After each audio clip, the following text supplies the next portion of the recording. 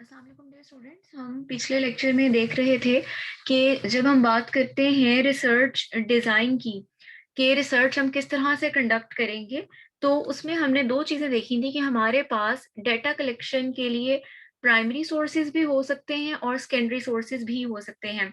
वहाँ हमने ब्रीफली देखा था कि प्राइमरी सोर्सेज में कौन कौन से डेटा सोर्सेज आते हैं और सेकेंडरी की कैटेगरी में कौन कौन से आते हैं। अब आज हम देखेंगे कि वो जो आपने प्राइमरी डेटा सोर्सेज पढ़े थे, यहाँ हम इंडिविजुअली हर एक के बारे में पढ़ेंगे कि हर मेथड की क्या ड्रॉबैक है और क्या उसके एडवांटेजेस हैं। अब अगर आप एक अपने माइंड में थोड़ी सी ये पिक्चर इससे पहले क्लियर कर लीजिए कि हम एक सिमेट्री से चल रहे हैं कि पहले हम देख रहे थे कि रिसर्च टाइटल, रिसर्च प्रॉब्लम क्या होती है। फिर हमने देखा था कि उसके लिए हम जो है किस तरह से जो है अपनी ऑब्जेक्टिव उसके डिजाइन करेंगे, हमारे काम का हाइपोथेसिस क्या होगा। उसके बाद हम आहिस्ता-आहिस्ता इस तरफ मूव कर रहे हैं कि रिसर्च हमने कैरी किस तरह करनी है, कंडक्ट किस तरह करनी है, कौन-सा मेथड ऑप्ट करना है, ठीक है? तो ये चीज़ किसमें आ जाती है आपकी रिसर्च डिज़ाइन के अंदर कि आप अपनी रिसर्च के लिए जो डाटा कलेक्ट करेंगे, वो किस मोड के थ्रू करेंगे। तो अब स्टार्ट करते हैं। ये आपने पढ़ लिया था कि प्राइमरी डेटा वो आपके पास होता है, जो फर्स्ट हैंड डेटा होता है, जो आप खुद रिसर्चर खुद जो है वो कलेक्ट करता है। फर्स्ट मेथड उसमें आपके पास आ जाता है observation method. As its name indicates के इसमें क्या होगा, ऑब्जर्वेशन के थ्रू हम क्या करेंगे, डाटा इकट्ठा करेंगे। तो इसमें हम कह सकते हैं कि इसमें हमारे पास क्या है, gathering of primary data bye investigators on direct invest observation. यानी जो भी रिसर्चर है वो खुद ऑब्जर्वेशन करेगा, वो लोगों से कोई सवाल नहीं करेगा, लोगों से उनकी राय नहीं लेगा, बस वो उस सिचुएशन का हिस्सा होगा और जाके चीजों को ऑब्जर्व करके क्या कर लेगा, डाटा इकट्ठा कर लेगा। फॉर एग्जाम्पल अगर आप किसी रेस्टोरेंट की जो है उनकी सर्विसेज को ऑब्जर्व करना चाहते हैं, तो वहां जाके ना तो आप कस्टमर से उनकी कोई राय लेंगे, कोई उनसे फीडबैक नहीं लेंगे। बस सिंपली आप क्या करेंगे कि आप उसको ऑब्जर्व करेंगे कि लोगों का जो है किस तरह से रिएक्शन है, सर्विसेज वहाँ की किस तरह से हैं। आप वहाँ पर खुद उसका क्या होंगे, एज़ अ ऑब्जर्वर उस चीज़ का पार्ट होंगे। तो ये आपका मेथड, इसके थ्रू जो आप डाटा कलेक्ट करेंगे, वो क्या कहलाएगा, ऑब्जर्वेशन मेथड कहलाएगा।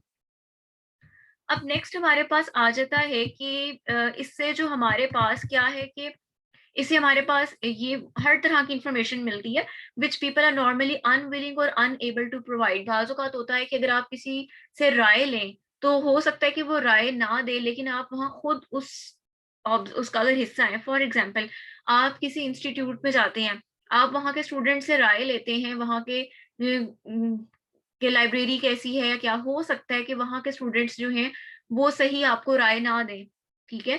वो उसकी अपनी यूनिवर्सिटी के बारे में, अपने कॉलेज के बारे में नेगेटिव थॉट भी दे सकते हैं और हो सकता है कि वो एक्ज़ैजरेट करके कोई बहुत ज़्यादा प्लस पॉइंट भी बता दें, ठीक है?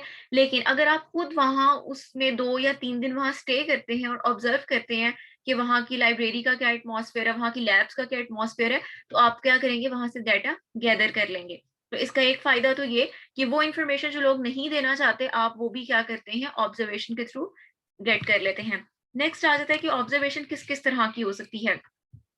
ऑब्जर्वेशन आपके पास स्ट्रक्चर्ड हो सकती है। स्ट्रक्चर्ड ऑब्जर्वेशन का मतलब क्या है कि रिसर्चर के माइंड में पहले से ही प्लान होता है कि मैंने ये चीजें ऑब्जर्व करनी है। फॉर एग्जांपल अगर आप किसी रेस्टोरेंट की जो है वहाँ उनकी सर्विसेज के हवाले से देखना चाहते हैं, तो आप देखेंगे कि उनका कस्टमर्स के साथ बिहेवियर कैसा था, उनकी फूड की क्वालिटी क्या थी, फूड सर्व करने का स्टाइल क्या था, कि आपने 4-5 पॉइंट्स रखे कि मैंने ये चीजें ऑब्जर्व करनी है।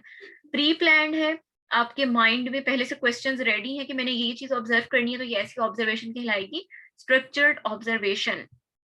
अनस्ट्रक्चर्ड क्या होगी कि पहले से आपके माइंड में कुछ नहीं होगा, आप वहां जब उस पॉइंट पर जाते हैं ऑब्जर्वेशन के लिए, तो फिर आपके सामने चीजें आती हैं कि अच्छा मैंने ये ऑब्जर्व करना है, ये करना है, पहले से आपके माइंड में प्लान नहीं होता। थर्ड आ जाता है पार्टिसिपेंट ऑब्जर्वेशन। इसमें आपके पास क्या होता है कि वो पर्सन जो कि ऑब्जर्वर है, वो खुद इटसेल्फ क्या होता है, उसका पार्ट होता है। फोर्थ आ जाता है नॉन पार्टिसिपेंट ऑब्जर्वेशन, यानी आप ऑब्जर्वेशन तो करवा रहे हैं, लेकिन आप पर्सन उसका हिस्सा नहीं है। हो सकता है आप किसी डिवाइस के थ्रू आप वहां कोई रिकॉर्डर छोड़ दें, ठीक है, आप कोई कैमरा छोड़ दें, उसके थ्रू आप ऑब्जर्वेशन करें, तो वो क्या कहलाएगी, नॉन पार्टिसिपेंट। जबकि पार्टिसिपेंट में क्या होगा, पर्सन खुद वहां मौजूद होगा। उसके बाद हमारे पास आ जाती है फिफ्थ नंबर पे डिस्गाइज्ड ऑब्जर्वेशन।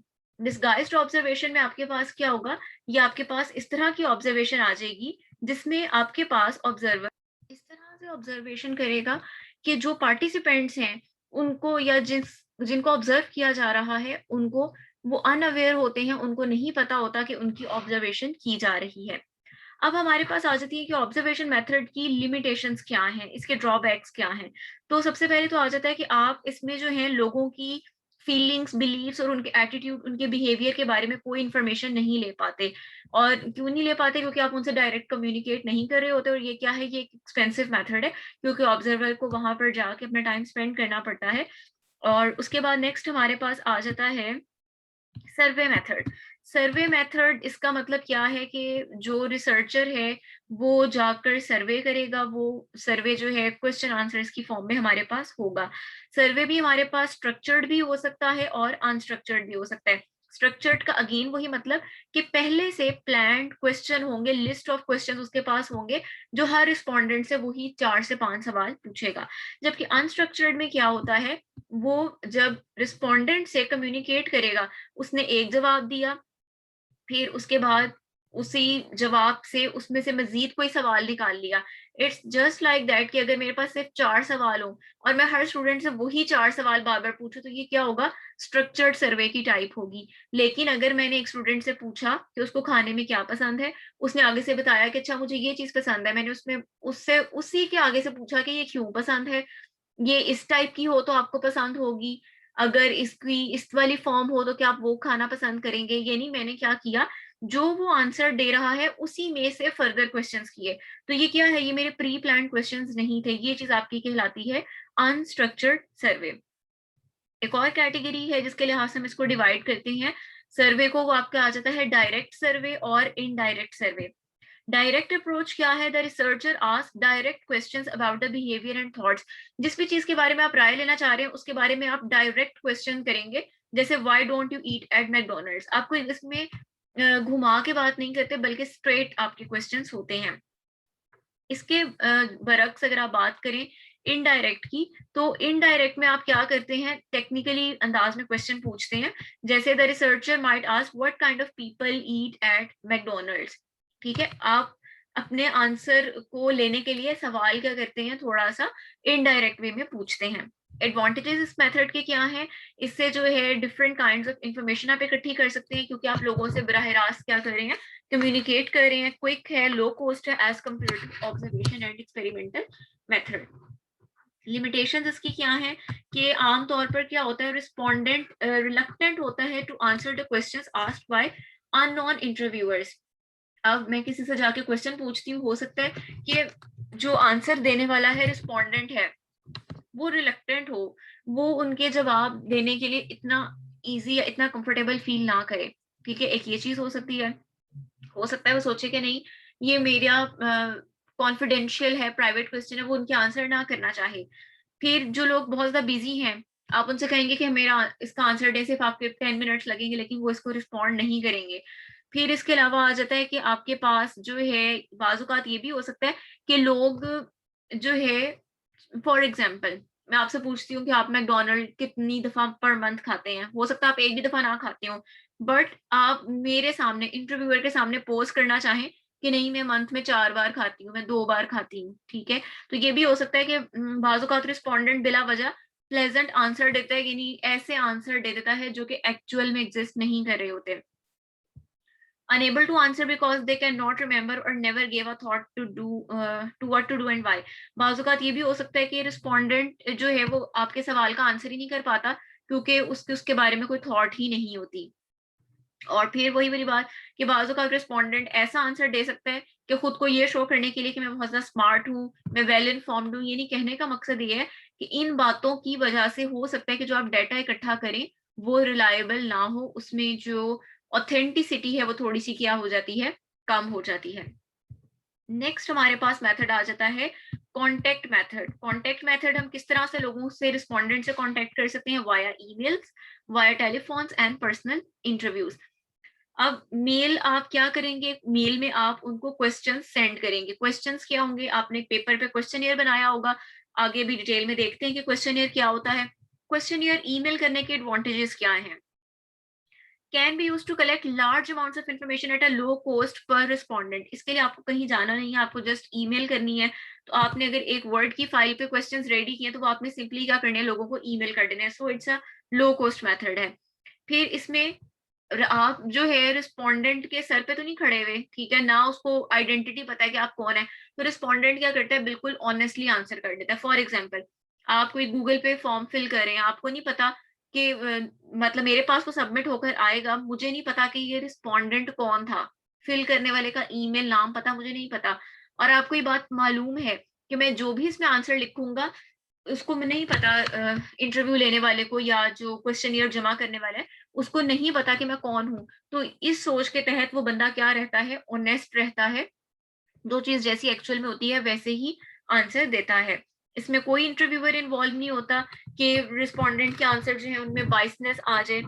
इसके अलावा ये कन्वीनियंट है रिस्पोंडेंट के लिए कि उनका जब टाइम हो, अवेलेबिलिटी हो, उस टाइम रिस्पॉन्ड कर दें। और इसके अलावा जो लोग ट्रैवल वगैरह जो है काम करते हैं उनके लिए भी, उन तक पहुंचने के लिए भी क्या है, एक अच्छा वे है। लिमिटेशंस इसकी क्या है, फ्लेक्सिबल नहीं है। अगर रिस्पोंडेंट जो है वो आपके क्वेश्चन को समझ ही नहीं पा रहा, इंटरव्यू या सर्वे मेथड होता तो आप उसको वर्बली क्लियर कर देते कि ये इस क्वेश्चन का मीनिंग है, ठीक है। तो इस हवाले से इसमें फ्लेक्सिबिलिटी नहीं होती और इसमें टाइम ज्यादा लगता है क्योंकि आमतौर पे लोग ईमेल्स चेक नहीं करते, ठीक है, या चेक कर लेंगे तो रिस्पॉन्स करने में वो आमतौर पर कोताही करते हैं, ठीक है।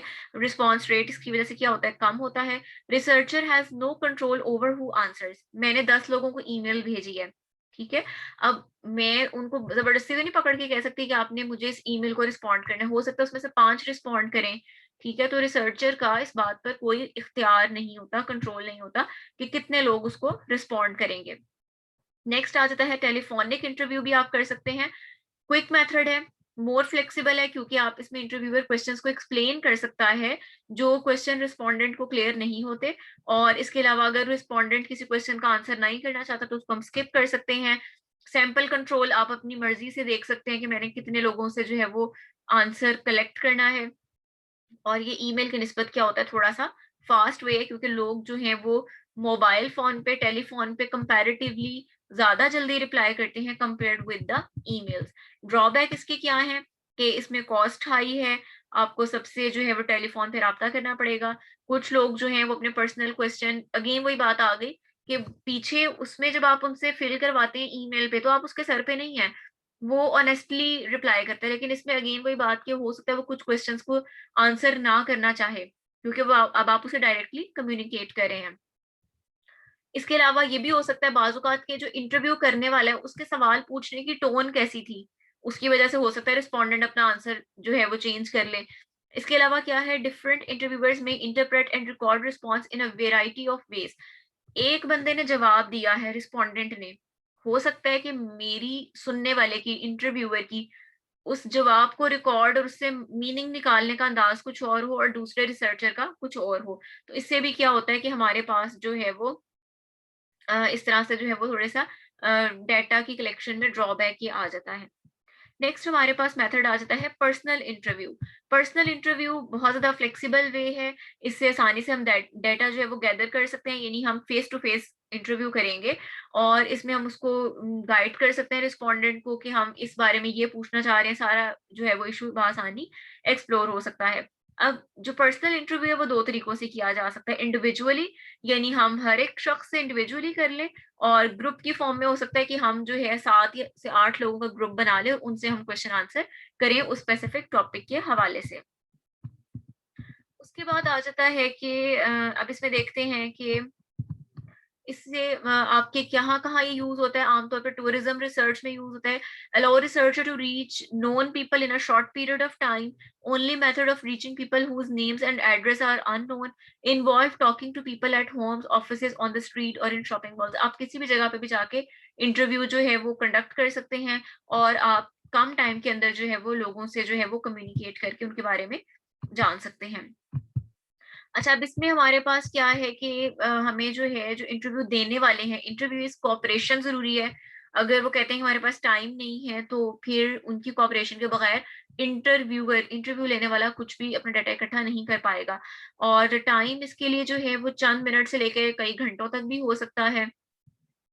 अच्छा, उसके बाद आता है यूज ऑफ जजमेंटल सैम्पलिंग। ये अभी आगे चल के देखते हैं, आप लोगों ने वैसे पहले भी पढ़ी हुई है। जजमेंटल सैम्पलिंग यानी जिसमें जो अपनी रिसर्चर है वो अपने एक्सपीरियंस, अपनी जजमेंट की बुनियाद पर सैंपल लेता है। यानी अगर मैं इंटरव्यू करने गई हूँ, तो मैं जजमेंटली चेक करूंगी कि नहीं, ये बंदा लग रहा है बाज़ाहिर कि ज्यादा अच्छे है, मुझे रिस्पॉन्ड कर सकता है। ड्रॉबैक क्या है कि there is room for error. इसमें जो है वो एरर हो सकता है, बाइसनेस आ सकती है, और इंटरव्यूअर में भी अनकंफर्टेबल हो सकता है, क्योंकि बहुत सारी चीजों के बारे में इंटरव्यूअर जो है वो बासानी उस पर कम्युनिकेट ना कर पाए। अब इसमें फोकस ग्रुप इंटरव्यू क्या है, इसका हम ब्रीफली देखते हैं। कि फोकस ग्रुप इंटरव्यू कंडक्ट किया जाता है by inviting 6 to 10 peoples for gathering. कुछ आवर्स के लिए उनको बुलाया जाता है और उनको बहुत ज्यादा रिलैक्स माहौल प्रोवाइड किया जाता है। और फिर उसके बाद उनसे जिस भी आप प्रोडक्ट के बारे में या ऑर्गेनाइजेशन सर्विस के बारे में सवाल जवाब करना चाह रही हैं, आप वो करते हैं। यानी उनको एक इस तरह से माहौल प्रोवाइड किया जाता है कि वो बहुत ज्यादा अच्छे तरीके से आपके आंसर, यानी इसमें वो तरीका कार नहीं कि वो जल्दी जल्दी में है और आपने उनसे कोई पूछ लिया as a side role. No, इसमें आप स्पेसिफिकली उनको इस काम के लिए इनवाइट करेंगे, और वो बिल्कुल एक इजी रिलैक्स माहौल में आपके सारे क्वेश्चंस को क्या करेंगे, कम्युनिकेट करेंगे। ड्रॉबैक क्या है कि ये अच्छा खासा कॉस्टली मेथड है। आप उनके लिए स्पेसिफिक जगह का अरेंज कर रहे हैं, उनकी रिफ्रेशमेंट का बंदोबस्त, उनको बिल्कुल एक पूरे प्रोटोकॉल प्रोवाइड करें, तो इट्स अ कॉस्टली मेथड है। उसके अलावा जो है इसमें आप सैम्पलिंग जो है, सैंपल साइज छोटा रखते हैं, 6 से 8, 6 से 10 लोग इतने रखेंगे। और इसमें भी बाजुकात इंटरव्यूअर जो है वो 22 हो सकता है। उसके बाद हमारे पास एक और मेथड आ जाता है डेटा कलेक्शन का, दैट इज एक्सपेरिमेंटल मेथड, जो कि आमतौर पर हमारी रिसर्च में, साइंसेज में, केमिस्ट्री, बायोलॉजी में इन्वॉल्व होता है। अब ये क्या है? It is a data based research coming up with conclusions which are capable of being verified with observation और एक्सपेरिमेंट। इसमें क्या होता है कि आप जो भी रिसर्च के कंक्लूजन निकालते हैं वो किस पर बेस कर रहे होते हैं? आपकी ऑब्जर्वेशन पर और आपके एक्सपेरिमेंट पे। यहाँ ऑब्जर्वेशन से मुराद क्या है कि जैसे आप अपना कोई एक्सपेरिमेंट रन करते हैं, तो आप उसकी पहले रीडिंग्स लेते हैं, फिर उसके बाद आप उसकी कैलकुलेशंस अप्लाई करते हैं, फिर वहां से आप कुछ ना कुछ कंक्लूड करते हैं। जैसे फॉर एग्जांपल, एक एग्जांपल है कि जी, मीट टेंडराइजर्स जो हैं वो कुकिंग टाइम को इफेक्ट करते हैं और मीट के टेक्सचर को चेंज कर देते हैं। ठीक है, तो ये बात किस तरह, ये बात ने एक स्टेटमेंट है। अब आपको कैसे पता लगेगा? जब आप वाकई ही मीट टेंडराइजर यूज करेंगे और फिर देखेंगे कि क्या वो वाकई हमारे गोश्त को कुछ इन्फ्लुएंस करता है, उसको नरम करता है, क्या वो कुकिंग टाइम कम करता है। तो ये आपको कैसे पता लगेगा? वाया एक्सपेरिमेंट पता लगेगा। उसके बाद हमारे पास आ जाता है, बाकी इसमें से ये वाला पार्ट चाहे आप स्किप कर दीजिए। नेक्स्ट हमारा टॉपिक आ जाता है डिटर्मिनिंग सैंपल डिजाइन। ये हम अपनी अगली वीडियो में करते हैं। यहाँ ऊपर तक हमारा ये कवर हो गया कि आपके पास प्राइमरी डेटा सोर्सेस कौन कौन से हैं और उनमें हर एक के क्या ड्रॉबैक्स हैं और क्या हर एक के बेनिफिट्स हैं।